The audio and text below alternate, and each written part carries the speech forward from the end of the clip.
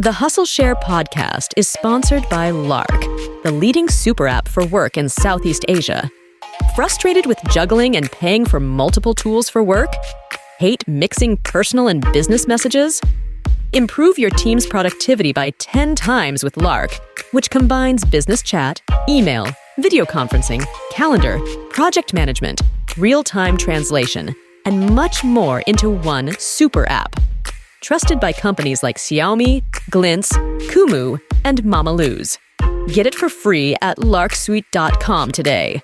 The Hustleshare podcast is sponsored by OneCFO, the Philippines' leading fractional CFO services provider for startups, scale-ups, and SMEs. Experience the power of tech-enabled, efficient, affordable, and expert-led fractional CFO services.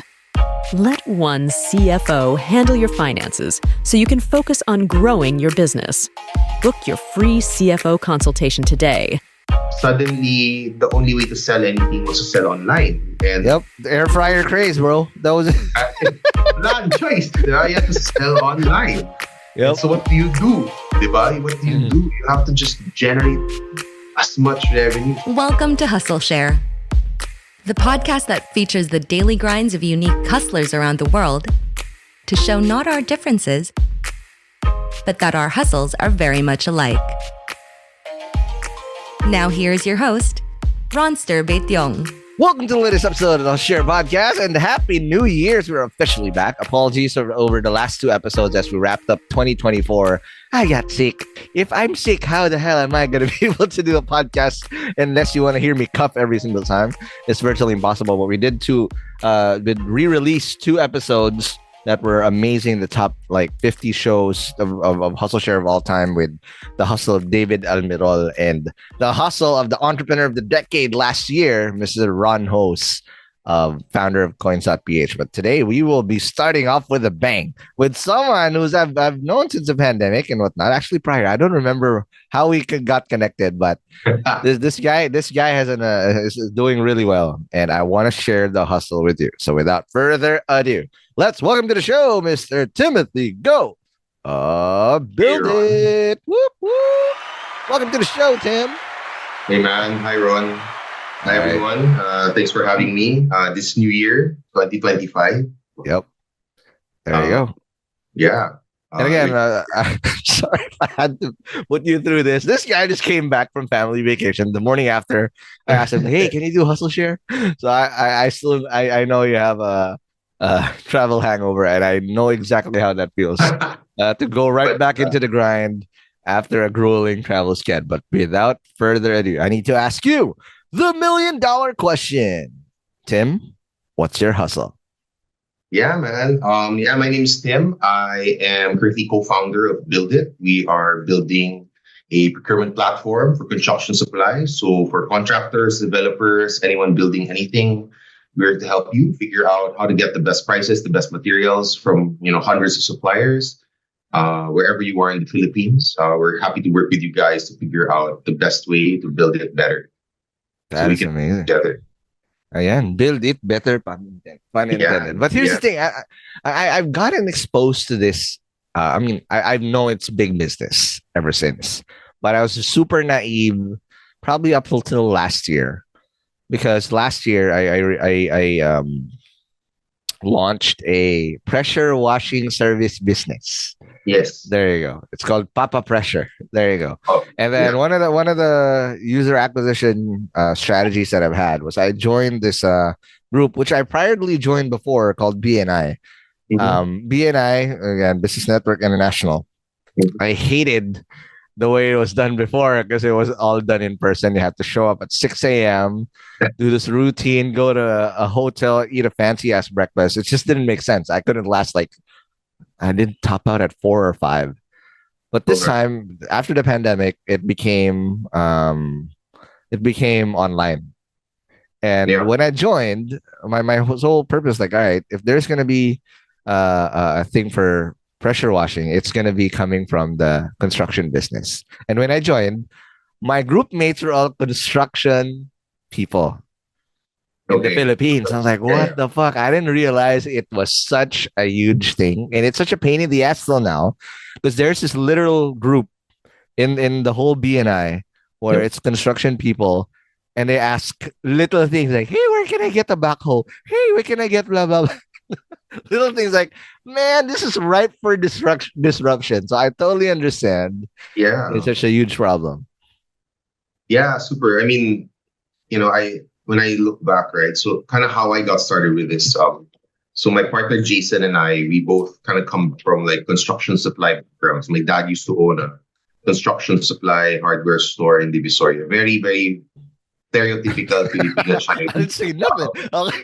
But it's okay. I accept it. I accept, I Hey. embody that same kind of vibe and spirit, no, and Mm, that's kind of how we got started in it. Eh. And so my mm, dad used to do it, and so that's how I got put me through school, all everything. I mean, mm, um, God, I mean, until he passed away during the pandemic, right? That was what he was mm. doing. So then, I mean, let's talk about like maybe 30 plus, 40 years, maybe even more. Wow. So parang when I looked at it, and I will always tell people, you know what? What's really funny about this space is that there's nothing that's really changed, right? In terms of Yeah. kind of like how stuff's done. I mean, the only thing that's really changed is how my dad would.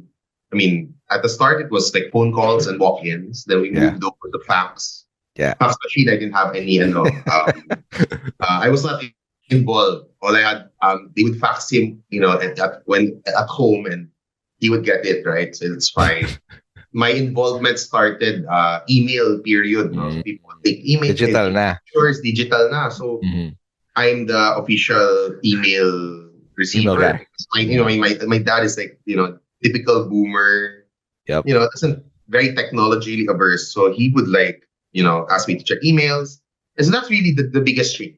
I mean, Yeah. what you do, the policies, the principles, how you make money, it's all pretty much the same. The only Correct. thing that changes, how do you get an order?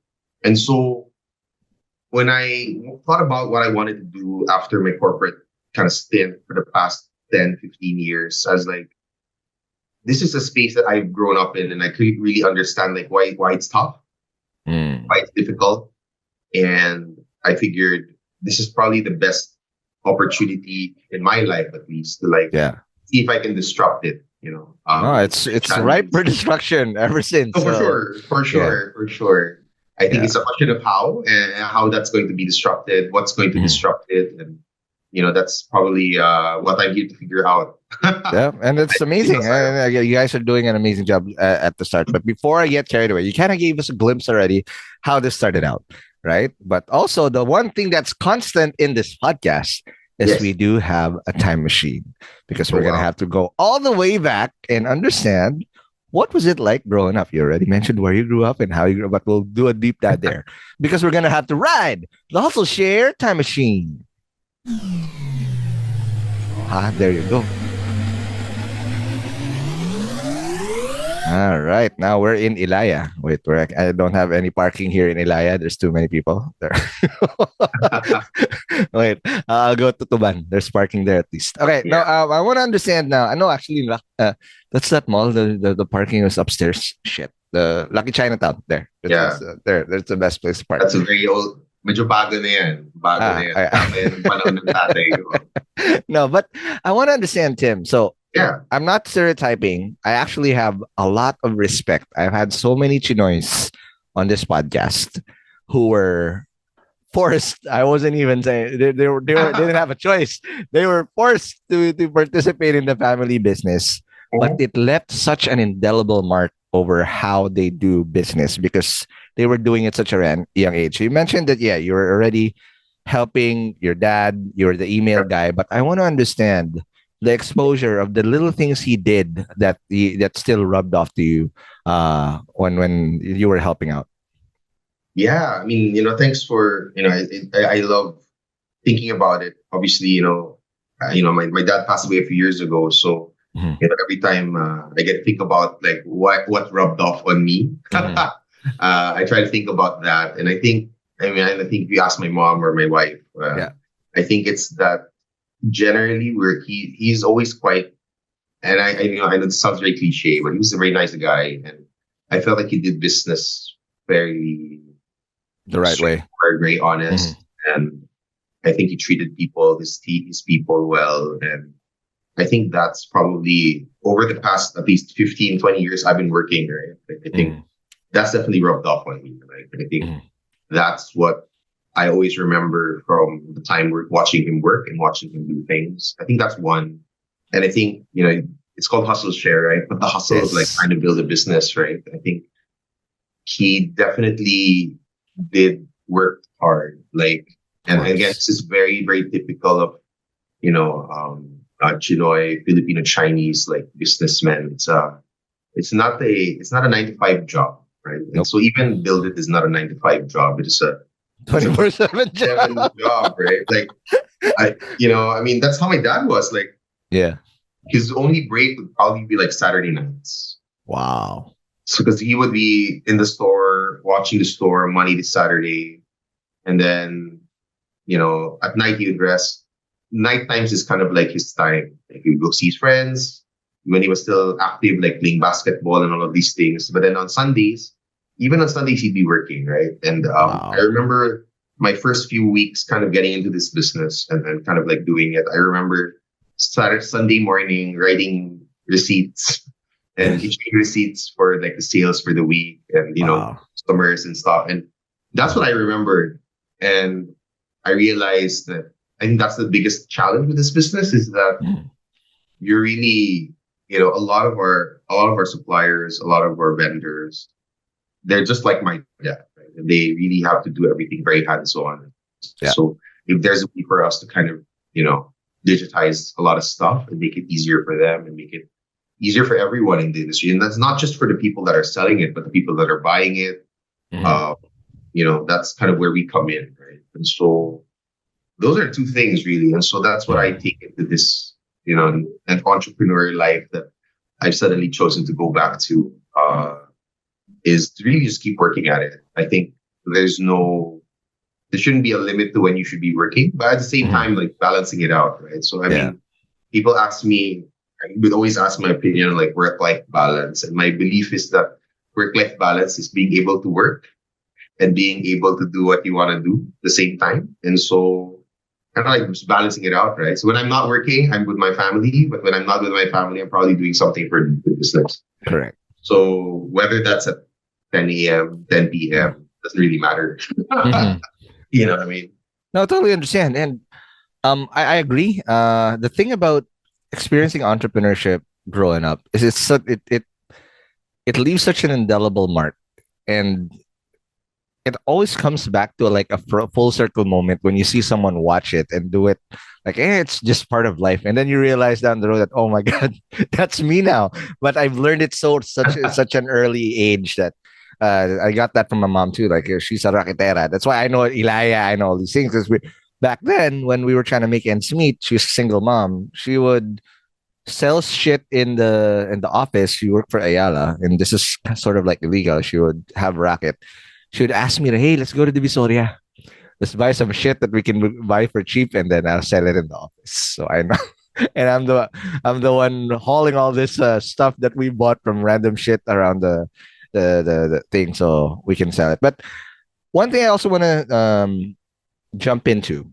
Sorry, I'm looking at your LinkedIn, sir. I'm not being a creep. So you then went to UP again. It's not easy to get to UP, and you were also varsity in the swimming team. Yes. While you were also you became a cum laude in industrial engineering. Talk to me about that UP grind that you did, and how did also becoming a student athlete prepare you to become more disciplined in what you do? Sure. I mean, so I was a varsity swimmer. I wasn't, I'm not a star player. My dad. Hey, that sounds like Rubina Gokong Wepe. She said that. Bench player lang tayo. My dad was the same. My dad went to UP, also took up IE. So I took up IE because he took up IE. I didn't know what I wanted to do actually when I finished high school. I was like, okay, I got into UP.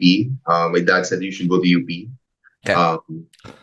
Outside of not having to pay a very expensive tuition, like it's a good school. It's a very, very, very good school. And so parang I knew I wanted to go and follow my dad, right? And I did IE. I was a swimmer already, so that was kind of pretty straightforward. I think for me, swimming was great because of two things.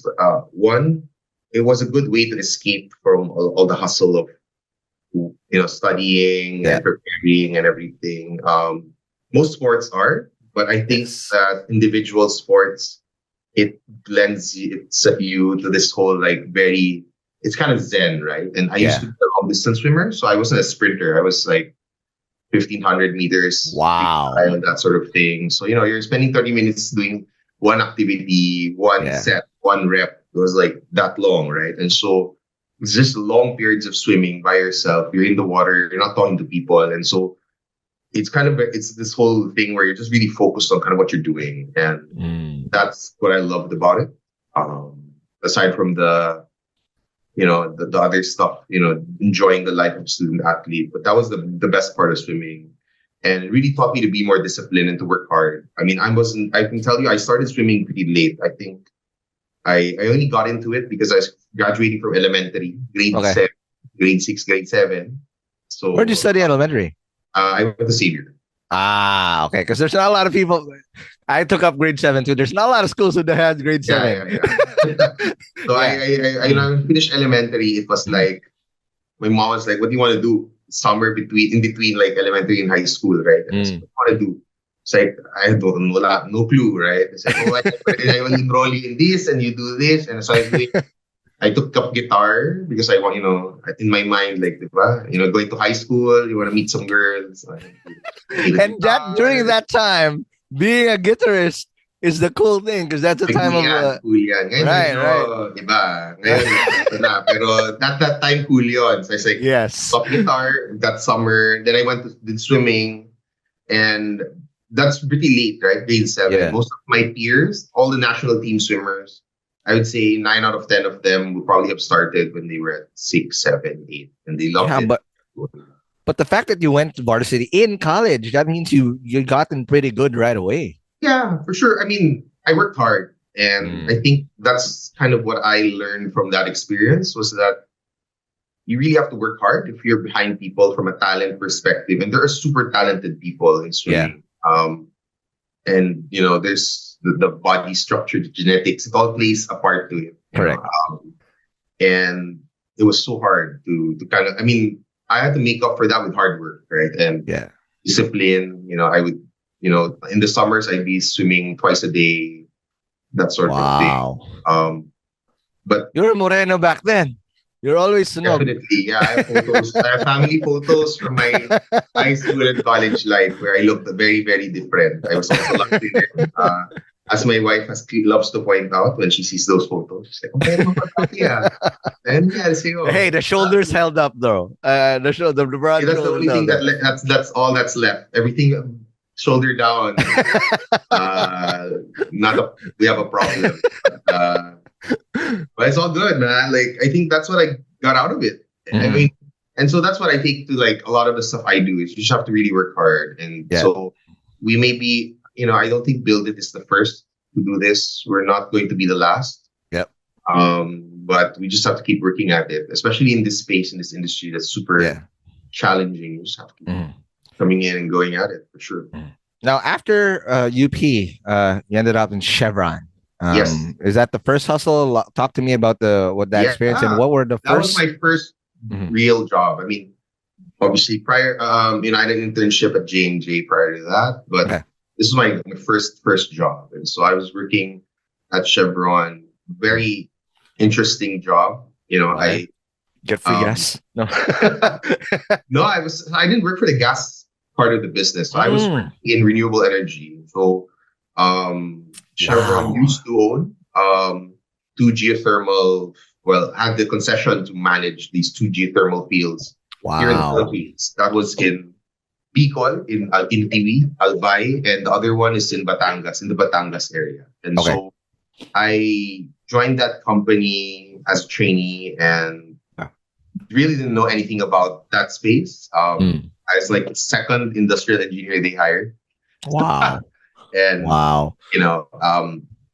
it was an interesting job, I think, because you kind of have to do, there's a and I'm sure my peers in IE will skin me alive for saying it. But there's always this joke, right? If you take Right. IE, di ka engineer, di ba? Di ka engineer or instant engineer or whatever. And I mean, that's to some extent it's fairly true because we don't do any of the super technical stuff, right? I mean, I'm not a chemical engineer, mechanical engineer, civil engineer. These are very highly technical skill, professions, and my hats off to them for what they do because I had to figure out how to do some of the stuff they were doing. It's very, very hard. So Yep. for sure, they deserve all of the credit and all of the, the recognition for what they do. And so that was an interesting job because that's what I had to do, right? Like I had to learn a lot of stuff that I didn't really spend a lot of time learning back in college because it just wasn't the job. Right. To speak. And so it was interesting, and it was my first time working working.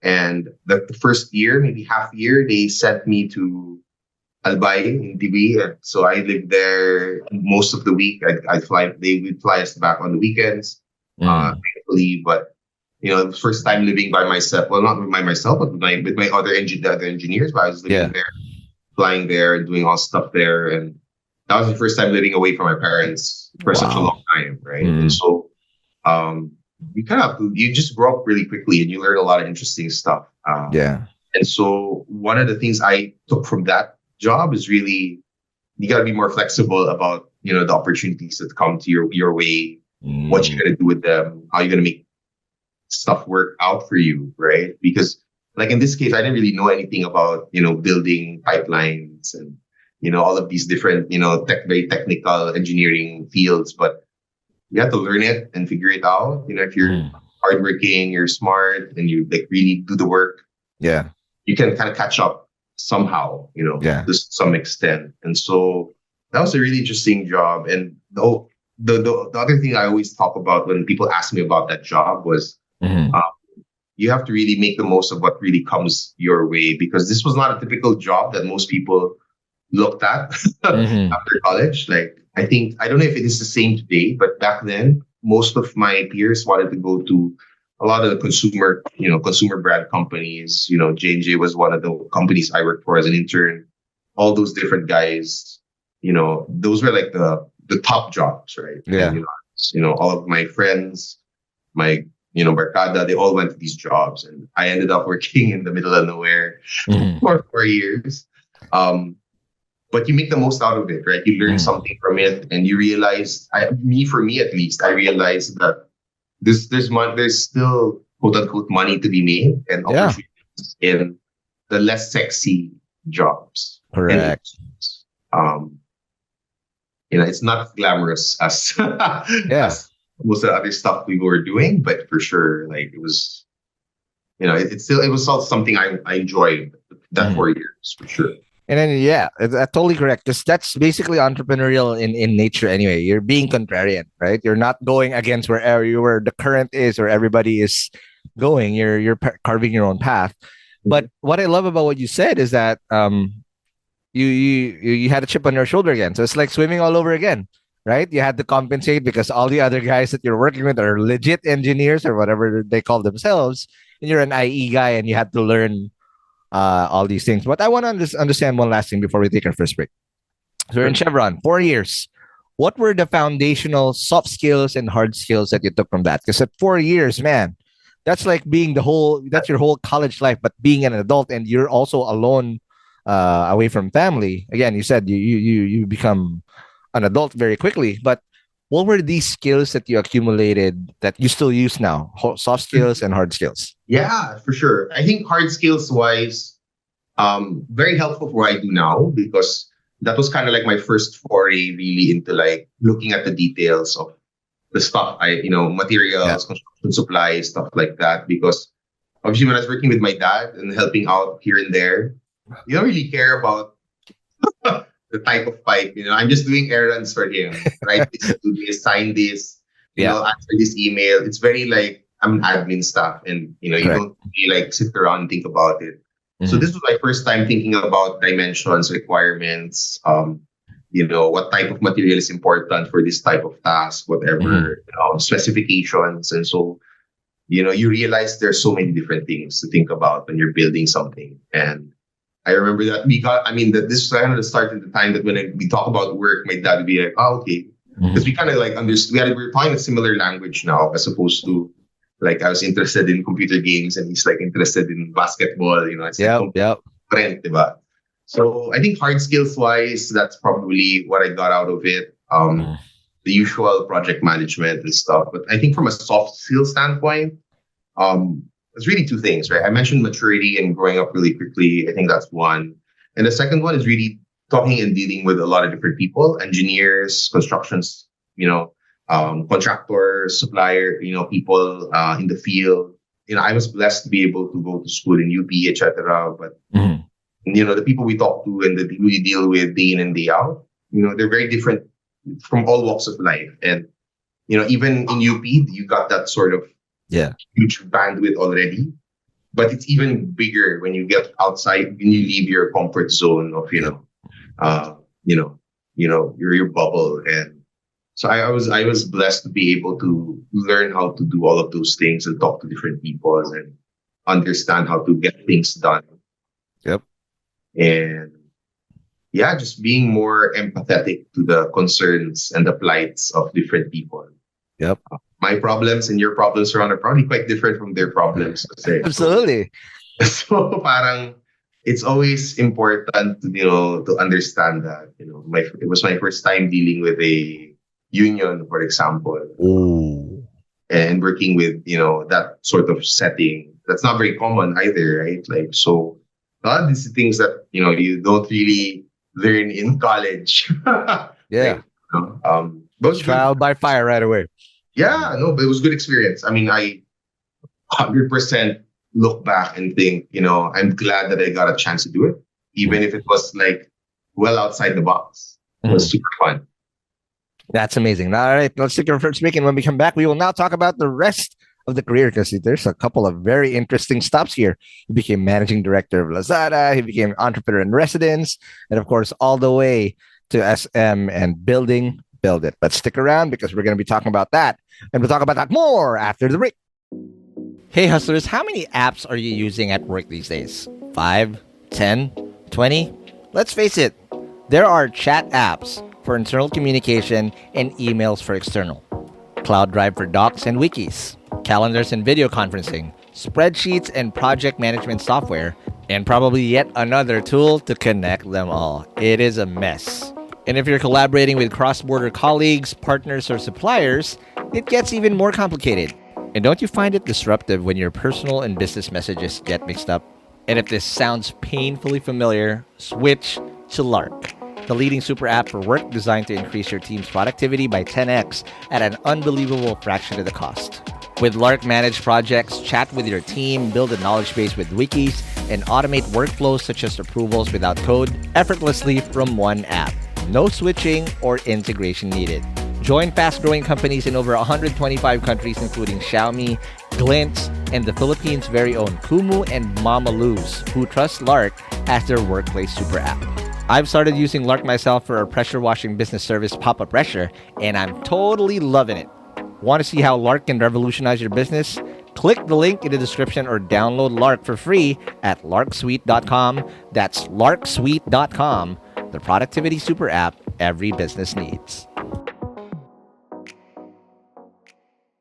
And we're back from the break. We are still with Tim Goad and told us the amazing origin story. All right, I love it because when you are forged with fire very early on, it's like getting an MBA without getting an MBA, right? Like you get thrust into situations like that. You become a full-blown adult. But I want to understand. So after Chevron, you went to Spain.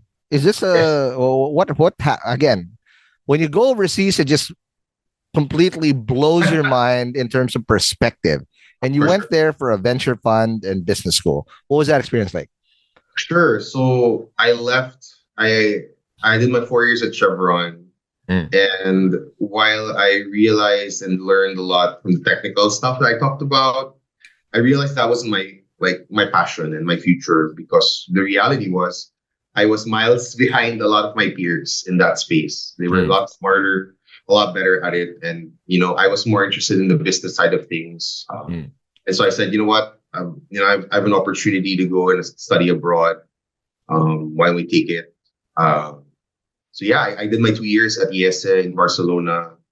I did my MBA there basically, and it was a great experience. Probably the 2 best years of my life. Wow.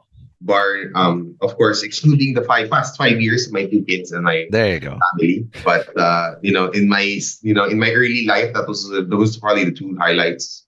The 2 years were quite a highlight for me. So I did my MBA there at ESA. Then I did an internship working for a small venture fund, and really that 2 years made me realize I want to get into tech. Basically, I was, I like computers, and I remember when I was in grade school, I'd be with a good friend of mine. We'd be like programming stuff on like MS DOS. Wow. And like MS-DOS. programming, right? Okay. But building like these weird, little files like to automate certain things. Like you want to play a game, you have to type all these things, you make a menu and stuff like that. And so we would do a lot of that. I remember buying like these thick books, and I realized there that when we took a class on like IT, I realized this is the stuff I really enjoyed when I was younger. And I thought, if I were to make a 2-year post MBA, I probably want to do this. And so that's why I worked at a fund to kind of do research for them. I wrote cases about, tech companies in Africa and stuff like that. It was funny. I was writing about Gcash's predecessor in Africa, and see stuff that's happening now. It's like, that was happening in Kenya, like, 10 years ago, 15 years ago. But yeah, it was a great experience. And again, like you said, it just opens your mind to a lot of different things. Yep. So being in Europe was great. You meet a lot of amazing people, and you get to see a lot of different cultures. I also spent 6 months, a term in Berkeley in California, so in the Bay Area. Oh, okay. So you kind of see the difference between like European life and Silicon Valley. Silicon Valley, because I was into tech, right? So I realized, okay, I want to do tech. And so the opportunity to go on exchange came out, and I said, I want to try that. I'm going to try to do that. Come in and really see what it's like in like the quote unquote heart and soul of like entrepreneurship, startups, and tech, and very, very different experience. All the big funds, all the big startups are there. So you're meeting a lot of people working in that space. And it was eye-opening to see kind of what they were thinking about, what they were looking at. And it was really, night and day, right? But, that's really just what kept me going and saying, okay, this is really what I want. Or as my friend would say, you've started drinking the Kool-Aid. Yep. There you go. So, you drank it all in now. And it's amazing because what after the stint after that is, man, this is so, I didn't know this, but you became the managing director of Lazada in May 2012. Lazada, as we know it now, is totally different. Yes. What it is. They're a tiny company. Well, yes. Not tiny, but sort of tiny in comparison to what it is today. Correct. This is, okay. So I've interviewed several guys who were in the foundational pieces of early 2010s e-commerce. One of them is Pau Campos, obviously, Zalora, but Zalora 2010 and 2011 to 2012 is totally different to Zalora, what it is, because there's a lot of infrastructure building that they had to do. I want to understand that perspective. 2 things I want to find out. So, number one, I was a former, I'll just a bit of a backstory. I was a former Groupon employee as well. I was a salesman in Groupon. So I know the Rocket Internet way of doing things. So 2 things I want to know. Number one, what was it like in Lazada 2012 where you were literally swimming against the current, or the current didn't even exist? You had to create the current. And number two, I'm pretty sure there's some way you had to report to Ollie Sammer. Yes. What were those 2 experiences like? Sure. So I think for the second one, that's pretty straightforward. Like we'd have weekly calls with Ollie. and we'd be on the call with the regional guys, and it was very challenging. Right? I think it was every week is a stressful week because everything you're doing kind of leads up to that, and it's kind of like just worried about what you're going to tell them and how everything was going to be done. Yeah. And it was very stressful, I would say, but they have the rocket internet way. Yeah, it's a very different way of doing business, right? Yeah. I think it is the pre-pandemic way of running a startup, I would say. Yeah. And even when I look at Lazada, and people always, I was telling people about it over the past few months. Whenever they ask me about my time at Lazada, I tell them, it's not, I wouldn't even talk about it as a startup experience because it's a bit fake in some sense, because you don't really have any limit to the money and the spending and everything. Nah, man.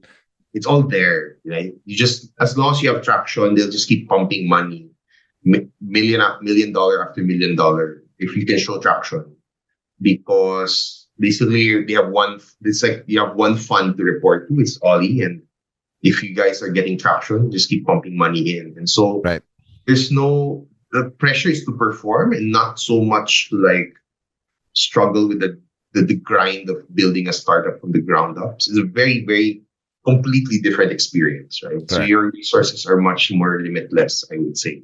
Mm-hmm. But that being said, it was a great experience, kind of to answer your first question about like kind of building the current, right? Right. That's kind of what you learn there, the tricks and the ways of kind of like generating demand. I remember the first month or so that I was there, we basically asked the devs to scrape the internet for items on the website, on any website, to sell anything. So you have all this stuff, right? A ton of stuff. Yeah. And like, it doesn't matter if we sell it at a loss, as long as we're able to sell it. So people would buy it online, and we'd find a way to fulfill it. So we would start building relationship with suppliers, sort of what we're trying to do, sort of similar, playbook what we're doing today at Buildit. But at the same time, we would have people running around. Actually, I can't remember what we called them, but we had this team of like 7 or 8 riders, and they basically had, let's say, 50,000 pesos, 100,000 pesos in their wallet. What? And for example, you ordered, let's say, a PlayStation. Okay. We didn't have it in the warehouse, or we didn't have a relationship with someone to sell that to.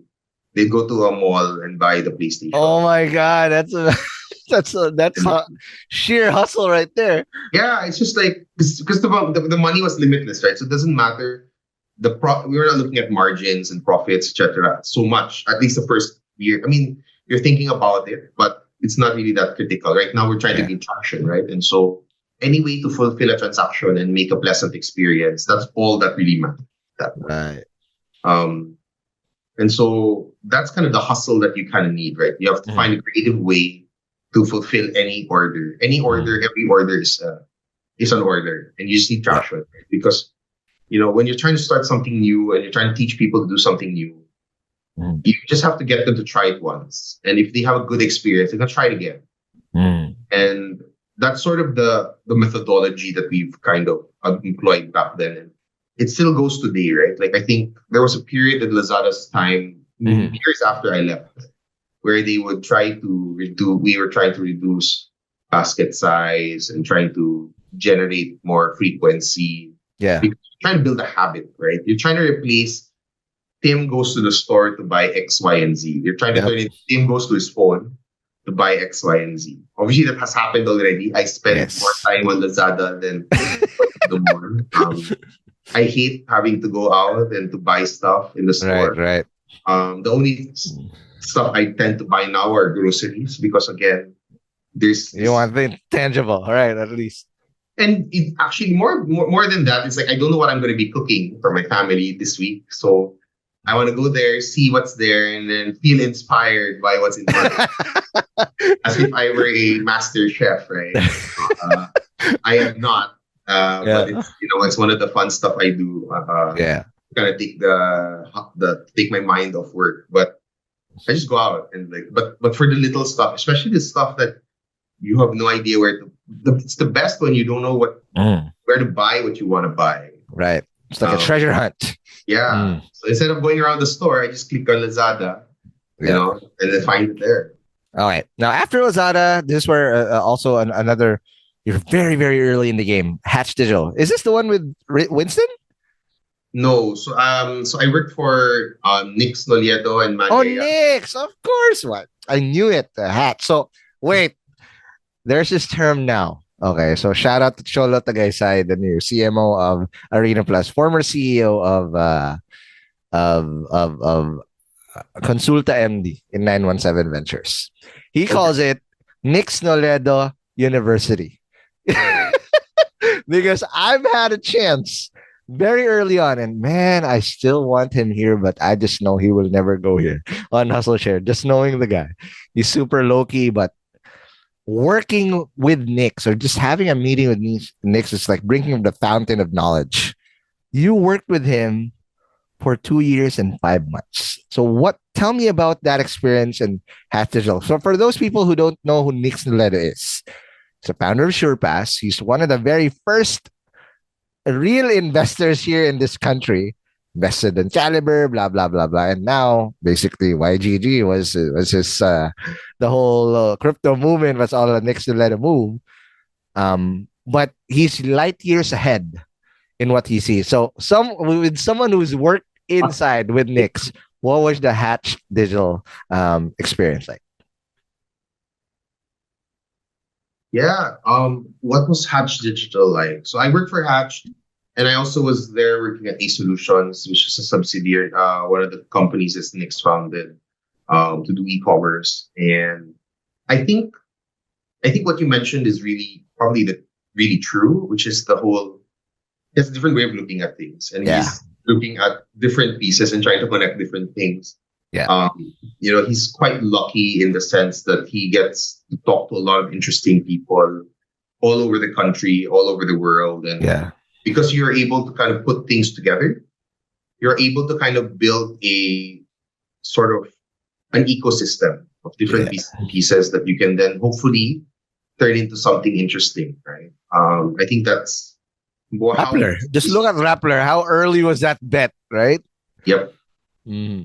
All these things are, taking inspiration from other people, but it's a mix of that and meeting the right people that want to start doing these things, right? Because, even if you want to put all these things together, if you don't have the materials, if you don't have the people to run it, it won't work, right? And he has the same he has a different world view on a lot of different things, I guess, and that's the most interesting part. I think is trying to learn how to look at things differently and seeing the bigger picture. How does this kind of get me this plus something else that's maybe seem like so far away? If you can put those two together, and let's make a bet. Now, in 2 years, we can put them together, and maybe it'll become something even bigger. And that's kind of how he looks at a lot of different things. That was I think the biggest benefit to working so closely with him for 2 years is really learning how he looks at different things and meeting the people that he meets and seeing okay, that's an interesting way of doing things. Wow, that's so interesting. That's is that the Nix Noledo University possibly, I guess. that's what Cholo calls it. But also what I like about how you guys did it is that you guys were willing to make a bet, and it being a bet, there's a high chance that it will fail. So I want to understand, I'm pretty sure a lot of things failed also. More than the wins, what did you learn out of those failures that happened within Hatched? I think a lot of what we were doing at Hatched and eSolutions were quite ahead of its time. Yes. So I'll tell you the stuff we were working on, and then you can probably tell me whether or not we were ahead. So my first project there we were looking at social media and how we could sell on social media. So we want ahead. You're ahead of this time. Yeah, timing. In 2012, right? What? So you're to sell stuff on like Twitter. Like you would have it was called One Store. That was the working name, and we were building storefronts for people, and then they could sell merchandise that we carried, sort of like network market, like an LLM. So Mm. that was kind of like the model. And so obviously, as you said, quite ahead of its time. You know, if 8 to 10 years ahead. There you go. a bit, right? Like we had the makings of something like a Shopify slash Correct, whatever. correct. And whatever it was, but are too ahead. And a lot of investors we talked to then said, "Okay, you're a bit too ahead. Like you're gonna be doing this, burning money for the next 5 years, 5 to 10 years. If you're okay with that, like just keep going. But if you're not, you probably want to do something else." Yeah. So 6 months of doing that, we decided I moved full time with Nix to do A Solutions, and that was more of an e-commerce sort of business, right? And so what we were handling some Ayala projects like A Deals and A Weddings. We were doing rewards, which I think is still around. Like my one of the people I was working with, Bea, I think still runs Avail app, which is like a rewards platform.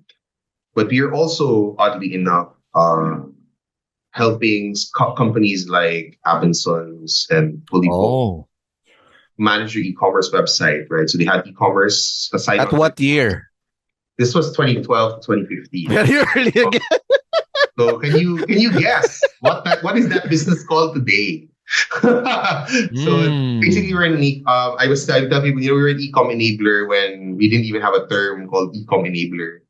I remember we would we would basically process orders, and then try to fulfill for, let's say, Abendson's would be like more of a dropship thing where we tell them, oh, you have an order, this is the order, this has been paid, this is the payment, then can you go but you need to fulfill. Siyempre, washing machine, TV. Di ba? Yeah. Yun, diba? But wow. for like Fully Booked, you tell them what these are your orders, fulfill, etc. So it's the early days of e-com enabling. It's manomatic. Naman, super. Like, there's no like back end. There's no like, magic solution to it. Yeah. But we were doing it for different. I can't remember who. They were the two that I remember quite clearly. But there were a few more. But this was back in 2012, 2015, early days. Lazada didn't exist. Was not a marketplace when I left. Nope. Parang wala pa eh. So you can imagine that he was making bets on these things back then. Now, obviously, if we, if you waited like 5 more years, kept at it maybe for 5 more years, maybe we would be in a position to be, big. But, I think that's the challenge. I think that's what I learned about this whole thing is, startups are not just about hard work and being smart. No. It's really a timing thing. It is a timing thing, bro. Like, I have a story to tell. So last year, before the year ended, I was at the Raid the Fridge in Kickstart. Yeah. Okay. I do my routine visit every once in a while, just saying hi, because I was former Kickstart investee with my first business, guestlist.ph/partyfile. So that startup was basically an app very early in the game, 2013, 2014. To get you into the guest list of all the clubs before, because I'm a clubber, right? I didn't figure out the whole business model is scalable. And that's why I keep coming back. Just to pay homage to the people the first people that bet on me. But on that Raid the Fridge, there was this kid. Actually, 2 kids. First one, first kids from LaSalle. They're wearing a LaSalle jacket. It's like, hey, are you the podcast guy? Like, yes. Hey, can you take a picture? Every once in a while that happens. Okay, great. It's Hustleshare listeners. But there's this other kid who comes out and is like, hey, are you the founder of Partyfile? I'm like, what? Nobody talks to me about that anymore. How the hell did you know? And Partyfile is not even on the walls of Kickstart anymore. They fucking buried that shit. It's a failure. I remember that. Yeah. No, but this is an 18-year-old kid. It's like, how the hell do you know Partyfile? It's like, yeah, because you're the only guy that I know that did this before, and I want to do that again. And back then, mind you, I was trying to replace the physical ID. Because when you go to the club, diba, you need to show an ID. I was doing QR codes in 2013 so that you get scanned, people know you already. That's you. And ever since Partyfile failed in 2016, nobody's ever done it. It was also a timing thing. Because had I had microtransactions, e-wallets, all these other things in between, maybe it would have a thing. But now again, the fact that somebody wants to try it and people still know about it now, it is a timing thing, and that's a lot of what startup founders need to know. Um, you can hustle all you want, you can do every single thing right, but there's so many things that this outside of your control, and a lot of it has to go with timing. Yep. The market has to be ready. The investing community needs to be ready. The people need to be ready. The technology needs to be ready. Correct. There are things that just won't happen, let's say right now. Right. You know what I mean? Like it won't happen because it's just not the right time for everything. And so sort of like Partify, I remember that app. I was already doing startup stuff back then, so it was definitely something I heard about. It reminded me of stuff that was happening in Europe as well. Like there were similar apps in Europe. Right. I was on two of them, and I was there. Siyempre, you're there, you have to go clubbing. It's part of it. Second nature, di ba? If you don't go clubbing, maduy ka talaga. So, correct. Parang you were on those apps and, you pay to get in and stuff like that. But their market's more mature. People are already transacting. That was my first time buying stuff online was there. My flatmate would between the two of us, we would order groceries online because we'd be in school all day and we'd be like, go to the grocery today. Oh, I'm ordering on El Corte Inglés, which is like this department store / grocery. Yeah. But the only ones that had an online like portal. It's like, order ako. They had the right they had the right pieces to kind of build that thing out. And 2013, too early for a lot of the stuff you're doing with things. For better or for worse, right? Nasayang, but yun talaga. so if the learning here, the perfect product that I can always resonate with is Gcash. Yes. Okay, Gcash was a fucking failure. Nobody was using it right before the pandemic. It was an old school thing that only a lot of people. But what did Gcash do that when the tide turned and they were ready? Obviously, they have a lot of funding. That's Globe, right? But number two, they just found a way to survive until the tide turned and the market was ready. So if you're a startup and you feel like the timing is not there yet, be fucking frugal as hell to make sure that you live to that day where you might be relevant. Find other ways to stay afloat, don't die. Bare bones lang. We have the right time, and then boom, when you're ready, because the market doesn't wait. When it's ready, it wants it right away. Yes. Like for example, I always say it. Chatbot PH, my second startup that got acquired. First wave of startups was great, but there's nothing compared to the Chat GPTs of the world now. The acquirer who acquired the company didn't have enough patience anymore to wait it through. All it took was 1 year, and then chatbots exploded. Had it been around, we would have been making a shit ton of money right now because we were the one who pioneered this whole thing here. Pero sayang, it's done. So it's there. You just have to find a way to survive till the tide turns and the market's ready. Because you'll never know. Yeah, no, for sure. For sure. I completely agree. Yeah. So now, after Hatched, after going to Nixon University, before we talk about Buildit, this is also where you spent the most time. Yeah. Another something you were trying to do e-commerce in SM when SM wasn't known for e-commerce, right? And that's another going against the current type of thing. SM has always been light years ahead in trying to reinvent they knew what the risks of what they can they self-disrupt, not distract. They self-disrupt. But again, you were in here 2015 to 2018 as assistant vice president for e-commerce, and again senior AVP for business development right through the pandemic. So walk me through the SM retail experience from an e-commerce lens. Yeah, I think to your point, right? It was definitely kind of going against the tide, for sure. Back then, this is back in 2015. We started Lazada in 2012, so you can imagine how small, e-commerce is in the landscape at the time. Of course, Lazada growing, Zalora, Shopee was starting right around that corner, kind of about to start out.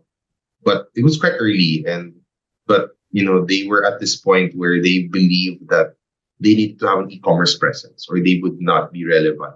I mean, Yep. it's a question of when do you start at the end of the day. And like you said, timing and patience. And so when I joined, Mrs. Coson really wanted to start e-commerce, right? And so I was there to help, set up everything. I worked with a few people from Zalora, from Insogo. Insogo, wow, I haven't heard that in a long time. Classic names. No, those are our competitor in Groupon. Yes. We hated them. Insogo. If I'm not mistaken, I'm trying to remember where Ale used to work here, but I was working under Ale. Cruz was, I think, with Insogo. If my memory. I hated them because we were jockeying for position. I was in sales in Groupon, so I needed to get a merchant to do a deal. And if Insogo touched them, I'm like, shit, I can't do that on Groupon because there's a lock-in period for a while. Yeah. So it's a land grab for everybody. So I didn't hate them because I personally was like, it's an arms race. But yeah, okay. So what was that like? It's about convincing people again to kind of support your business, right? I think yun yung biggest challenge talaga. Yeah. Kasi at the end of the day, everyone in SM is busy with what they're trying to do. And don't get me wrong, they deserve to not worry about e-commerce kasi we would make up 0.5% of their business if I were lucky. Yeah. Parang it was nothing to them. Yeah. And this is pre-pandemic. Of course, now that during totally different thing. Pandemic, after pandemic, completely different discussion. But prior, the 3-4 years prior, it was really about, it was, like you said, a hustle, right? How do you hustle and use your relationships, your, lambing, your whatever. Pogi. You're pogi. There. Pero definitely lalambingin mo sila. Try to get as much. I mean, Mrs. Coson was super 100% wanted to do e-commerce. So I think that's what I learned from that experience. It's really about how management really drives these things, right? How do you call it? I'm trying to grasping at the word for it right now, but find these big ideas that are kind of ahead. These greenfield kind of opportunities. Yeah. Kasi they're so outside of the current business that people don't care. And so it needs management support, really. And so that's what we really relied on to really move this thing forward. This is a priority project for the management, for the owners in this particular case. So we need to move forward with it. If you don't support it, the owners will find out. Diba? Parang ganun. But that's what you need to drive it forward. Because if you as an owner believe that this is going to help your business, sila yung mag-drive yung decision. They have to drive that. They have to help drive it with you. You're just there now. Galamay ka lang. No, but there needs to be conviction in really making sure. And it shows how much foresight they have that, okay, we might be killing it now, but we know exactly what might put us out of business or might eat out our pie, right? But I want to understand. So if you were there to really start this evolution, early days pre-pandemic was hard because a lot of things didn't work and it was hard to build behavioral changes. Where when you talk SM, I would go there in person. What were the hardest parts in building things for SM e-commerce at the very first few years that you were doing it? Because then this is a timing thing na naman, right? Yeah. You're early in the game. Just convincing them that they should allocate inventory to us, merchandise to us. Who's them? So the way that SM is kind of structured is that you have a lot of different businesses under it. I mean, it's a huge conglomerate, but even under the retail business, it's a huge list of different businesses, right? So every department is their own business unit. And so you need to convince all and they're siloed. Yeah, to some extent. Yes, because they all care about their P&L. And so they are trying to hit their targets, and in retail it's about allocating inventory. So I am just e-commerce is just a channel, right? Like I mean, for SM and for majority of the retailers and brands in the country, e-commerce is not their bread and butter. It's just another channel for them to move inventory. And so if my conversion is X% and their brick and mortar is Y, if Y is super, super high, which it is to some extent, why will I give X? That oven toaster goes to in-store. There you go. Ganun talaga. And so convincing them that no, we can move that. And then showing them that, if you give me this product, I will make sure that we sell it. And so I had a really good, I was working with a good one of my partner in this whole thing, Joy. She was the one that was convincing them to sell stuff. And we talked to Lazada and Shopee and say, what do you want us to sell? What do you think will sell? And they would give us a list and we'd find for them. We'd sell and stuff. And you just kind of ride the wave of all of these things. And so it's about testing because really nobody knows what's going to sell online. I hate to say it. Like, you guys feel like nobody knows. And so we don't know talaga eh. So you just like try. And then, this is doing well again. And then it doesn't sell anymore. The market shifts so fast. Find something else. Right. Ganun talaga eh. It just keeps changing eh.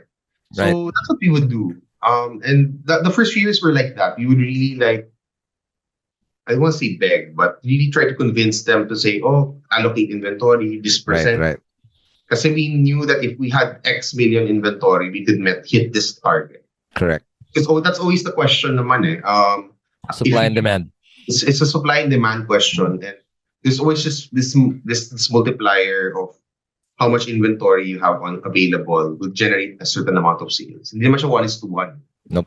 So if you want to hit a certain target, you need to allocate a certain amount. Okay, last two questions before we take our last break. All right. Sure. First off is the pandemic hit. All of a sudden, everyone who wants and needs e-commerce because there's no way people are going to go to the traditional SM. What was that like? Scary.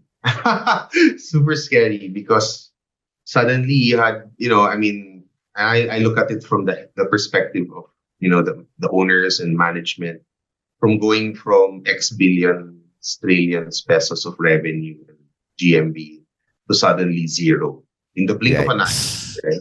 Yeah. You can only imagine, right? And, the goal was to keep as many people on payroll, etc. Because the reality is, syempre, pumapasok na pera. And I think it's a big question. I don't know the actual numbers, so don't, probably you can't really put me on anything. But I can only imagine that, it's not like they're completely liquid, right? I mean, their value is not in cash.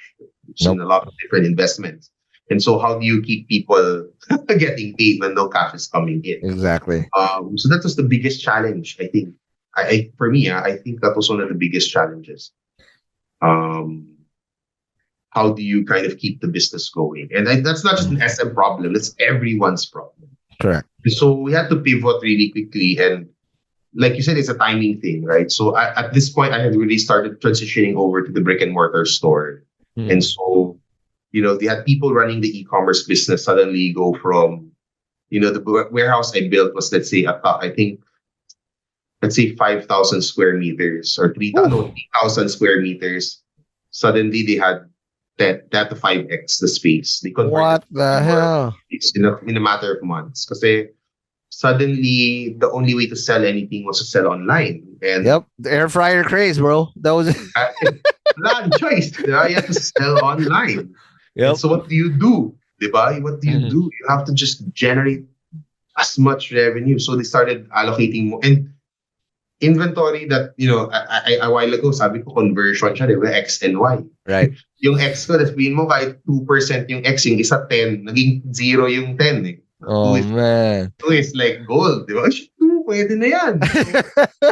So, di ba? Kahit 1% yan, tukunin mo yan. So they started, so sort of like the way that GCash, as you mentioned, was ready because they had, stayed around, they had built the infrastructure, they had partnered with the, Ant Financial and to kind of build out that infrastructure. Yep. So when the volume came in, the tech was there. Same thing with SM was like we had started to build. I remember the year before the pandemic, we had started to work on our dot-com play. And so suddenly the dot-com play became front and center kasi nga, it's around. Like, if imagine for most other businesses that maybe they were just starting out with their digital transformation. The website na, umaandar na, the orders were flowing. So now it's a question of scaling rather than building everything from scratch. It's a very different race to run, di ba? Correct. So ngayon parang feeling mo, business natin very quickly. Parang, to some extent, di ba? And so, yun, I think that was the experience that we had. Parang ganun siya. It was just a matter of kind of going that route. And then for me naman, I was already working in the store. Initially I was just really doing smaller like digitization projects. And then suddenly stores closed down. So all those projects had to be shelved. Kasi wala nang tao pumapasok sa stores. So correct. Mga ideas, those ideas kind of like were not very valuable. So then it was about how can I turn all of our stores into warehouses and fulfillment centers? Kasi we rolled out a program where you could call the store to order. Yeah, sort of I like remember. Calling your, favorite kami ng lahat ng tita, lahat ng mga titos and titas. Air fryers, bro. They're so... kailangan ka ng air fryer. You would call SM, then they would ship it to you. So, but the stores were not set up that way, di ba? How do they send it? Wala naman silang motor. Wala naman silang delivery. So, I mean, my experience was setting up fulfillment centers back then. It's quite easy. Call the right people or set up.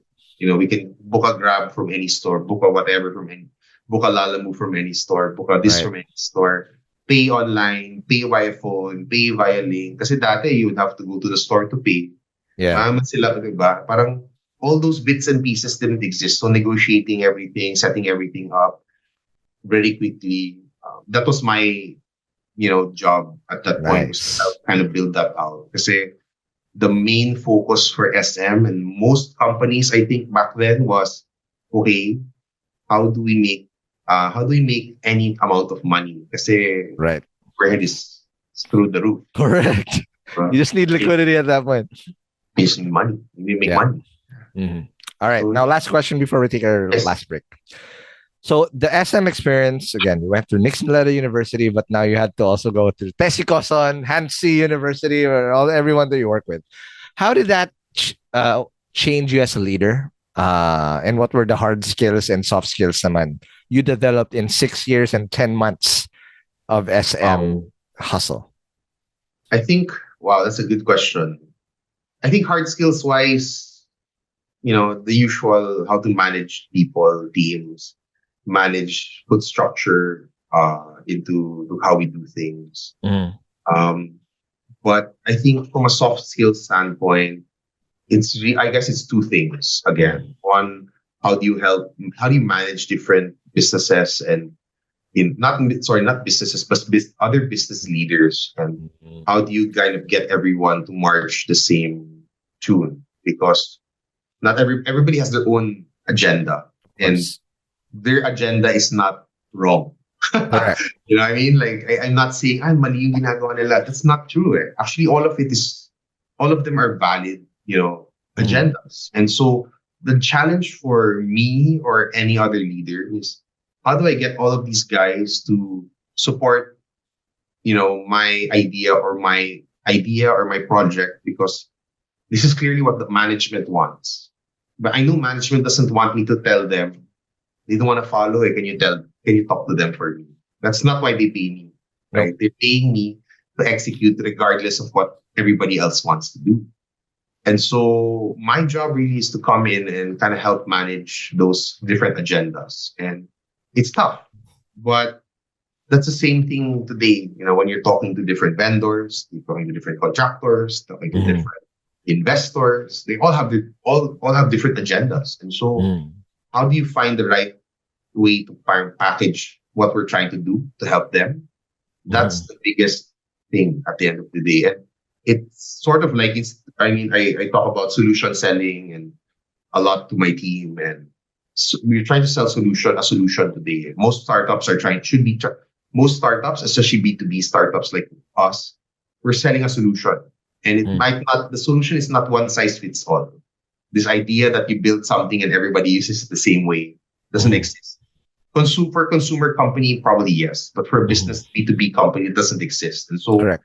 it's the same principle that got me through SM for 6.5 years that I apply today, which is, okay, what's their agenda? What do they want to solve? What are their problems? How can we solve it? If we can help solve their problem, they'll be thankful. Konting utang na loob, which helps a lot here in the Philippines. Yeah. Okay, we can get more stuff done in the future. Yeah. I think that's one. And I think obviously the second one is just learning from Mrs. Cosson and how she wants to do things, her view on how to execute, her rigor. I think continues to be and one of the most inspirational people I worked for because,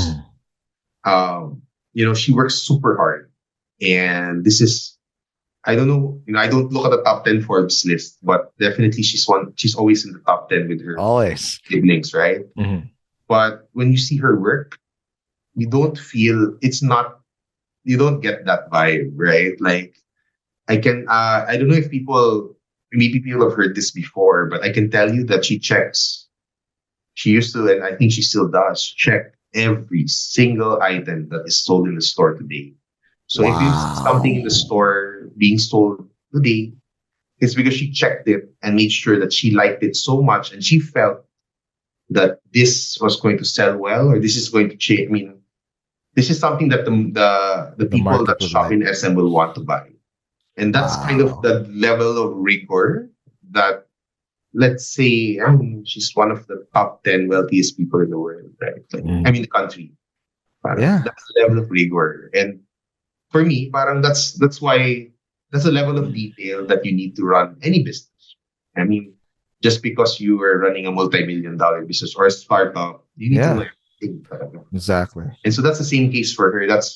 I was so amazed at that level. I couldn't imagine. I mean, I get there and they tell you about it. It's like, really? And then you see it and like, wow, like that's intense. And she tries to know what's happening everywhere. There's stuff that of course she will have outsourced to, the professionals in the company, people like me, people like my boss. But at the end of the day, there's stuff that she holds dear. And so I think as a business leader, as a startup founder, know what you want to focus on and focus on as much, put a lot of time and energy into that.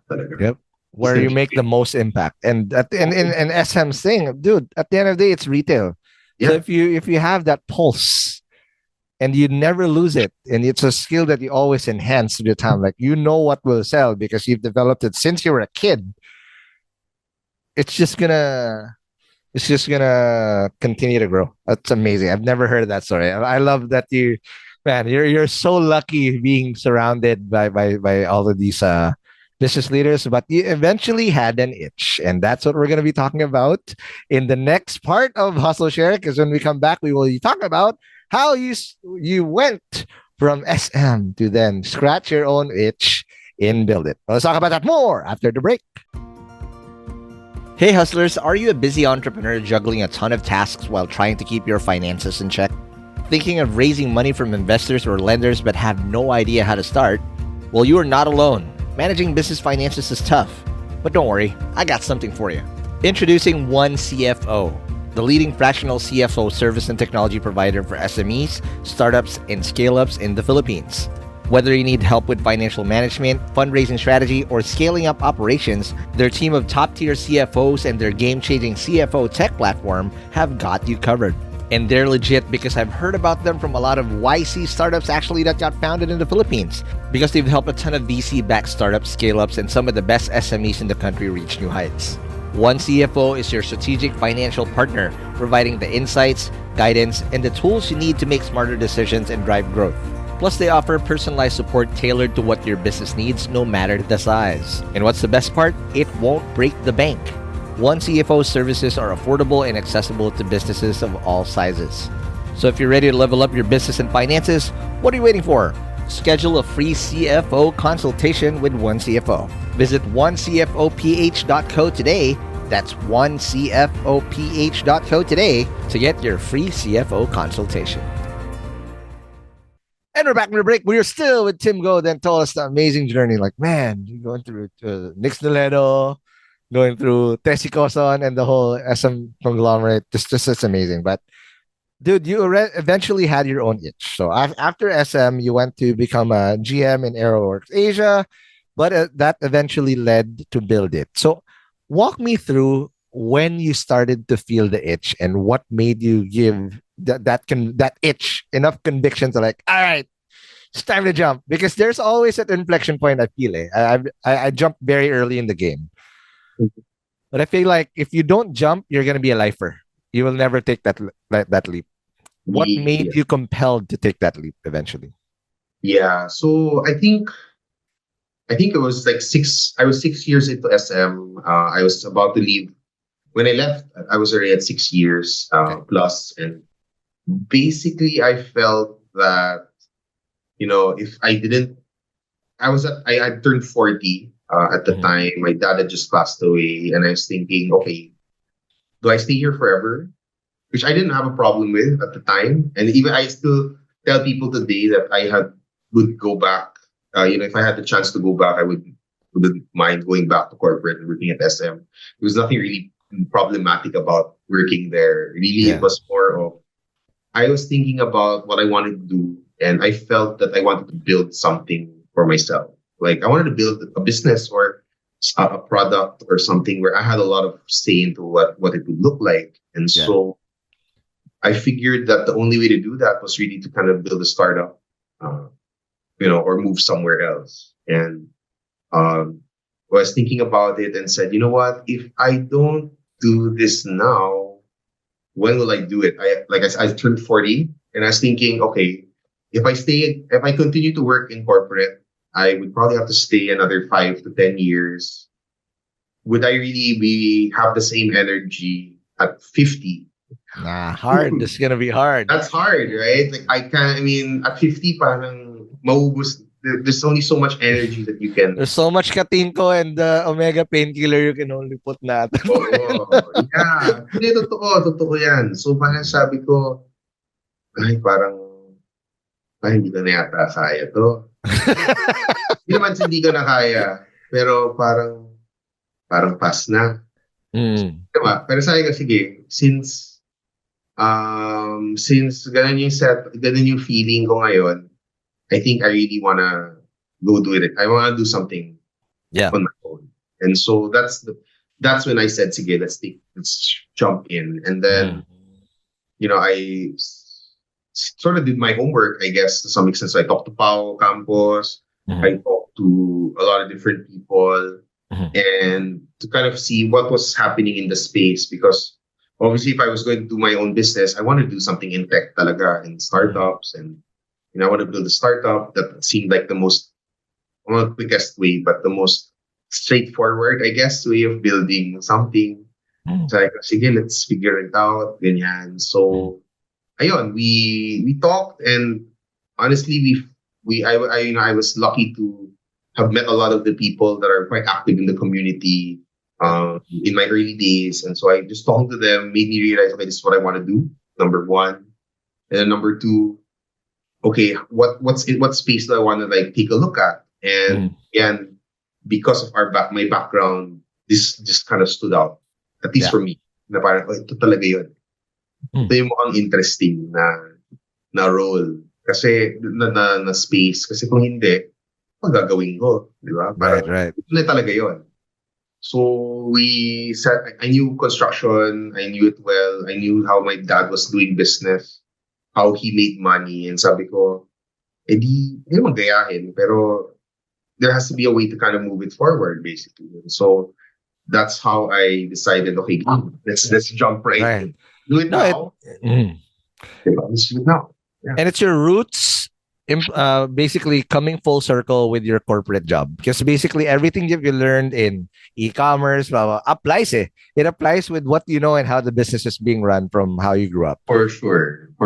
Sabi ko nga I was telling Paolo back when we were thinking about doing this, sabi ko, alam mo, it's funny because my dad would probably be like, why are you even thinking of doing this type of business when you study abroad and you're doing corporate, etc. It's too full circle talaga, di ba? Pero, sabi ko, mukhang ito yung looking interesting. No, and then it just again, it's something that obviously is personal to you, and that's why again the business inside out, right? There's conviction, your pedigree, the experience applies, and it's a wide open market. It's just another one of those things that you're gonna have to create a new ecosystem based on a market that's super ripe for disruption. So how did that so when you took the opportunity and you saw that, okay, this is wide open, I can get it, what were the first few steps you did? Obviously you talked to Pao, so, and full disclosure, you're a Kaya founder. There you go. So how did that come along? So I think the way that we started, the way I got into this actually, so I met with Paolo. We decided we wanted to try to build I was going to work with Kaya founders to build this business out. They introduced me to Jason, my co-founder, who was also speaking to them at the time and who was also kind of interested in building something in this space as well. And since we got along and we had similar backgrounds in terms of like how we grew up and our values seemed quite aligned, we said, you know what? I know I wanted to do it with a co-founder anyway. Mm-hmm. And, you've introduced me to someone that I think I could work with, that I know I could work with or felt I could work with at the time. So parang what's the point of like looking for someone else pa? So we decided to work on this together. That was mid last year. No, sorry, not last year. 2025 na pala. So this is 2023. Yeah. I keep forgetting. But back in 2023 when we met, parang again, let's try to do it together. So that's kind of the start of everything, really. And our thesis was that, construction supply and the business that we're trying to do, it hasn't really changed so much, as I said. And parang how can we help contractors find better materials? Because from a pain point perspective, what we saw was, you know what? A lot of my partner Jason, because he's a contractor, a lot of his projects they were able to save a lot of money by really canvassing for everything that they were buying. And basically old school. Yeah, and not really like pigeonholing it into like we have to get this from one guy all the time. Right. Because if we get from the same guy all the time, we're kind of pros and cons, right? There are pros and cons. There's a relationship that's being built, but at the same time, parang you're basically tying your fortunes to theirs. Even if concentration risk. So by canvassing, that's the whole point, device. You sort of diversify that risk, but at the same time, you're able to get the better prices as a whole. Yeah. And so that's kind of why we started the business that way. We said, okay, we know that this is how you can save money. Can we apply that for other people? Can we build a platform and a solution that makes it easy for them? Yeah. And then the second part is we need to do it. I want to do B2B. B2C is too tiring. Yep. B2C is too tiring. It's too expensive also. It's very expensive to buy customers. And I think if you want to do B2C, it has to be product-led. In this case, kasi B2B, it doesn't have to be. And so sales-led growth. It's sales-led growth talaga eh. So parang that's the focus. That's how we decide. That's been our mantra ever since. And so we've tried to build a business and a platform and a solution. I don't even call it a platform, but a solution. Yeah. That's easy for contractors. That's easy for suppliers. And they don't have to do a lot of anything, but they get the results that they need. And that's what we try to build. And so at the core of it is really, how can I help contractors find better prices? So we source for them, whether it's locally. We're hoping to launch foreign sourcing soon. So if you want to source it from China, we'll try to help you do that also for contractors. And, offer different payment terms, different payment options, things that you probably wouldn't get with a traditional hardware store that is brick and mortar. But, and the benefits of a digital solution, right? So no paper, nothing of that sort. And you're sourcing from different suppliers already without having to call them individually and do all of that. Yeah. And that's amazing because again, full circle moment. You came from this business. Jason is a contractor, so the network on the supply is a cheat code. You already know a vast majority of them saves the time for the user on the demand side. Now you can easily just play the matchmaker, similar to how Pao always does it. Plays matchmaker for all these people that want to have a co-founder. I've had so many of them, Kaya founders out here that he matchmaked. He's Yeah. he's like Tinder for startup founders. That's what he does. But it's important, right? Like I think he has the network of people given his, people know him quite well, and so he's met a lot of people, and so having that network helps, and having a good co-founder that you get along with is super important. Like hats off to solo founders everywhere. Man, I was laughing party file and chatbot. Pero honestly, I don't think I could do it. It's hard. It's hard, bro. I think I've always felt, and this is not just even when I was working in startups. Like ever since in corporate, right? You want to be able to bounce ideas off people and plan things together, because parang there's benefit of sitting around in front of your computer and like typing and figuring out this is what I'm going to do. This is what I think is going to work. This is going to work.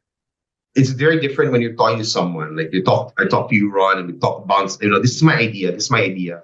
These are my thoughts. Whether they're part of the business or not, whether it's a mentor or whatever, having someone to talk to about what you're planning to do and bounce ideas off that person, that's super helpful, because they see it they can see it the same way you do, which is fantastic. But generally they'll have a tweak to it. Lens, and then they'll be like, parang okay yan.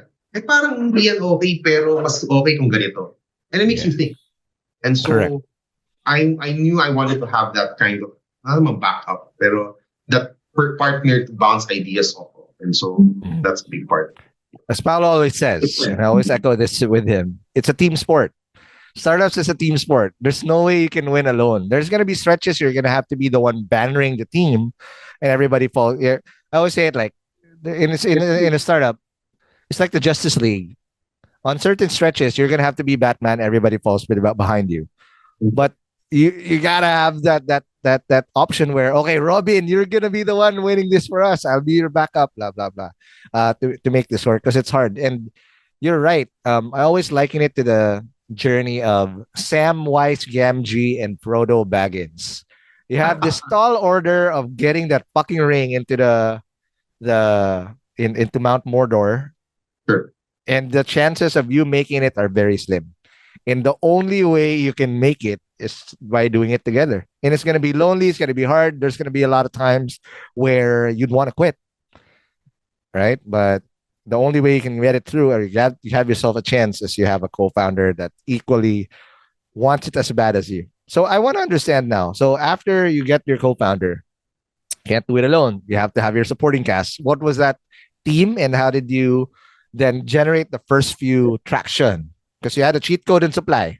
How did you build demand? Yeah, I think, how did we build demand? I think really it's just about selling at this point, really just going out there, talking to contractors, explaining the product. What the biggest challenge that we had was, so I can tell you, like, we started out, we had built when I had met Jason, he had built like a Lazada. So there was like a small seller center, and we had like a website you could order. But traction was quite low because most contractors, that's not how they're buying materials, right? Like, I mean, if you were a contractor, you're canvassing for 10, 20 items. You don't want to go to a hardware store and ask to add. Like, usually it's going to be like, here's my list. Can I out? So what we did was, okay, just send me the list and I will be the one to use our system to canvas. And so we skipped ahead to like, okay, very conversational commerce. Again, a very, very typical, a very catbot-worthy buzzword. Built me my old life. I was my old life. Chatbots. Diba? So parang what we did was, we'd get their list, padala mo lang listahan mo, and we'd send back prices already from different suppliers. So we don't have to do anything. From a contractor standpoint, it's really like you're just talking to another hardware store. Correct. In the same way, for a lot of our suppliers naman, similar than yung back experience. So instead of having to like talk to different supply do different things, they don't have to go to a back end to check the orders and stuff. Basically, they'll get on their phone, they'll get a message through the link, and they just click there and they just encode the prices there. Got it. That's it. And then once they get an order, they'll hear back from us and say, "Oh, my order po, ganun natin." Yeah. So, And the margins that you get basically happens on a transactional basis every time you match these things, technically. yeah, just like any other marketplace type model. But in this scenario, it's B2B and the ticket sizes are huge. Though I would imagine the sales cycle of the back and forth conversation can take a bit depending on the thing. How do you what type of metrics do you care about in making this work? Honestly, I think outside of GMV and revenue, well, revenue in particular today in this day and age in terms of funding environment, revenue is definitely what we look at a lot today. Of course. GMV, order size, but really it's number of people buying, how big their orders are, how frequently they're buying from us, and are they buying over and over again? Because I think, given how it's a B2B business, right? Like, you want to be able to somehow compute lifetime, the lifetime value of your customer, and it tells you how much how much money you can spend to acquire as well. And what we've seen is that as long as we give them a good experience, they keep coming back, right? Wow. And they come back because, okay, they're easy to talk to. They handle everything. Because we can handle any delivery, any project, anywhere. As opposed to some hardwares, hanggang dito lang ako kasi wala naman akong truck papunta doon, or hanggang dito lang ako nagde-deliver. So maraming mga little things that they can't deal with, right? So what we do is, okay, if you have a project in Laguna and then also in Pampanga, different set of suppliers, different logistics, different everything. You as a contractor, you have to think about it, right? So like everything. So it's a lot more convenient in that regard. So that's kind of how we kind of look at it. Got it. Yeah. All right. Last few questions. Sure. All right. You've been through a lot of rodeos, been there, toughed it out during uphill climbs when the tide turned and whatnot. How different was it when you become a full-time founder now? Because again, there's a lot of prep work that you can do when there is payroll when it comes in and you don't have to worry about it. But now it's you who has to worry about it. Hard, what was it like? It's a different kind of pressure, I think, because people work for you now, and ikaw yung nagpapasahod and everything. So again, my experience talaga going back to working with and for different people from different, walks of life and different, life stages. I realized talaga na, you know what, it's tough, right? And so I learned from my dad as well, which is how do you take care of your people? And it's not about paying them exorbitantly high. No.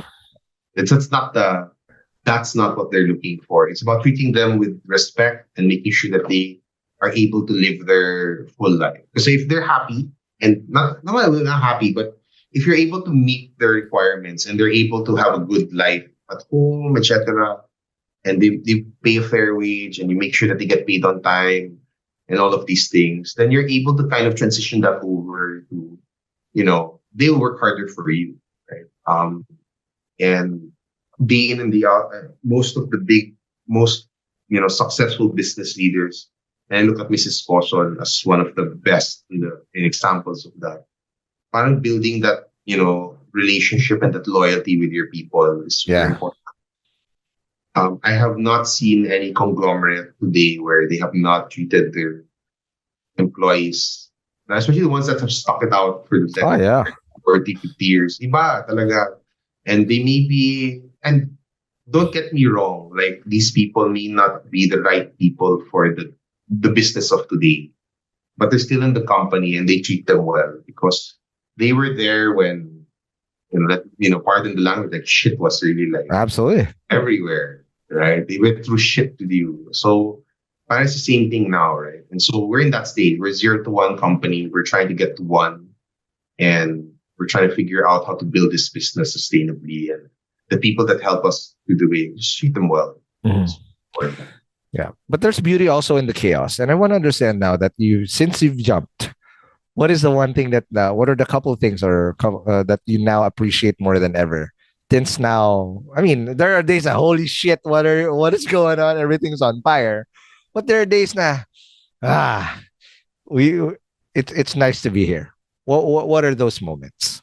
So I think, like I said, when you're working corporate, parang work-life balance is very difficult to manage because work dictates a certain number of hours in general, right? Correct. Like it's not like you can just clock in at 10 and leave at 3 and then clock in at 7 the next day. There's a structure to everything. And Yes. so my work-life balance before was weekdays, weekends, right? So 2 days off and stuff like that. So very typical. Now, the biggest thing today is that with everything that's happening in our life today, like it's great to be able to take an hour to take my kid to school and then go to work and then take an hour to pick them up and then go back to work, which I probably wouldn't be able to do, right? Correct. If I were working full time. And then spend Saturdays. I work 6 days, 7 days, like my dad. We operate 6 days a week, so we're not the typical business where the people clock off on Fridays. But I can still work, and you can try to. My goal is to try to build a business that I can run regardless of where I am. It doesn't have to be sitting in front of a desk, and so building all of that out and having that flexibility, it's crazy. But I think the biggest, as you said, it's chaotic. I remember when I was working for Nix, and that was my first kind of real startup experience because we were a super young company that had no idea what you're trying to do. You don't know what the day is going to be. You can only plan every week, every day, every 2 weeks. 2 weeks is kind of hard, to be honest. You're just planning. You're taking it day by day. Because like I remember back then, it's still the case today. I don't know what I'm going to be doing tomorrow. You have an idea, but what exactly tomorrow will look like, hard to predict. I write it down here, and I look at it. It's like, shit, it's not tomorrow. Tomorrow is a bit different tomorrow. So you just gotta go with the flow and see how to make the business thrive. But it's been a fun ride so far. It's been, I would say, about a year and a half, give or take. So it's been a fun year, I would say. So it's challenging, don't get me wrong, like especially with everything that's happening globally. Like I think correct, it's a very tough time to be a startup founder. Yes. And people thinking about making that jump today, it's not easy. It's easy for some, but I don't think it's that easy. And so it's very easy. There's going to be a shit ton of us making a shit ton of money, right? But it's not. It's hard. And I think especially what makes it especially hard is that the playbook that you probably learned at Groupon and what I learned at Lazada does not apply anymore. Nope. So a lot of that now, it's really where I wouldn't even say how smart you are, but how dedicated you are to what you believe in. This is where it gets tested for sure. That persistence is what's going to plow you through. Tapos na yung, gone are the days where I could raise a few $1 million and just burn the shit out of it. Like, set the market afire so that I can get as many traction.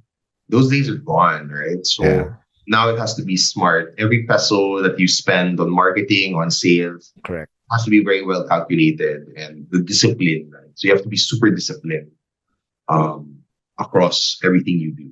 So that is amazing. All right, last question before we take care for I love your story, bro. I really do. Thank you. Because it's a full circle moment. I don't really lend a lot of people the keys to the time machine.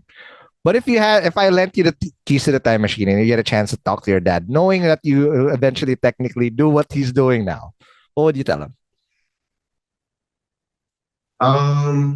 What would I tell my dad? Wow. I would say thank you. I guess part one is probably say thank you for kind of being a good role model and for teaching me how to do it, how to be a good, entrepreneur, setting a good example, I think.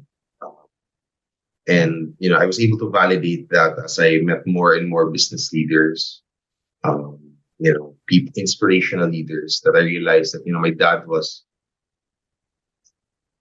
sort of on the right track as well. Yeah. I think, and also probably that's one, and probably two, if I could talk to him today, probably ask advice in terms of like how to make this thing work. For sure. I think more than anything, because I started this in 2023 with Jason. I joined him in 2023, but my dad passed away in 2022. So Oh no. there was no overlap whatsoever. Sayang. Any overlap would have been much more appreciated. Or perhaps there would never be an overlap. Right. Hindi niya, wag mo na gawin yan. Di ko na alam, no? Pero Right. I think any advice that I could get from him would be probably invaluable, I would say.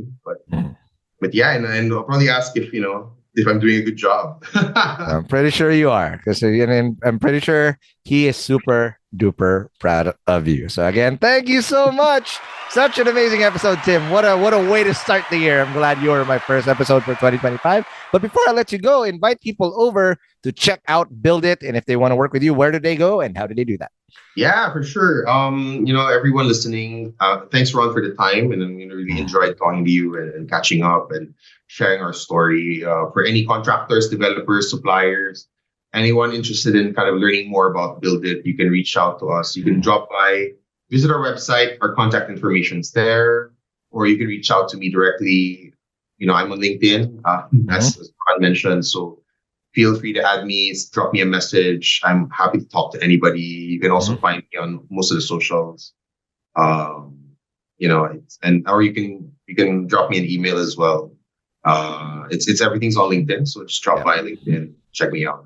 Sounds good. And again, rooting for you. I know it's going to be a hell of a 2025. Good luck to you, bro. But before I let you go, follow us on whatever podcast app you're listening to, whether it's Spotify, Apple Podcasts, or wherever you listen to podcasts. If we did say some jargon, it's going to be the show notes on hustleshare.com. If you also want to support Hustleshare and doing content like this, please do subscribe at premium.hustleshare.com. Again, Tim, thank you so much. Thank you. Thank you, man. All right. And I'll see you guys in the next episode. Peace.